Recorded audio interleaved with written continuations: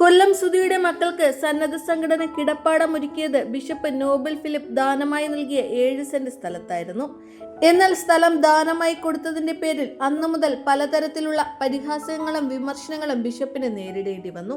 രേണുവും ബിഷപ്പിനെ പരിഹസിച്ചും വിമർശിച്ചും വീഡിയോകൾ ചെയ്തിരുന്നു. സുഹൃത്തുക്കളെ കൊണ്ട് ബിഷപ്പിനെതിരെ രേണു അടുത്തിടെ വീഡിയോകൾ ചെയ്യിപ്പിക്കുക കൂടി ചെയ്തതോടെ കൊടുത്ത സ്ഥലം ക്യാൻസൽ ചെയ്യാൻ ബിഷപ്പ് നിയമപരമായി നീങ്ങുകയാണ്.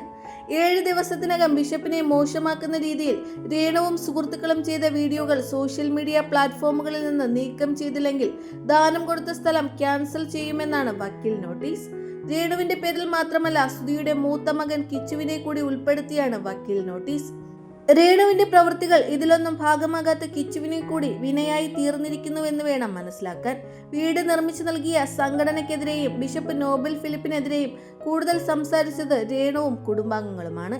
എന്നാൽ കിച്ചു ഇന്നേ വരെ വീടും സ്ഥലവും നൽകിയവരെ നിന്ദിച്ച് സംസാരിച്ചിട്ടില്ല.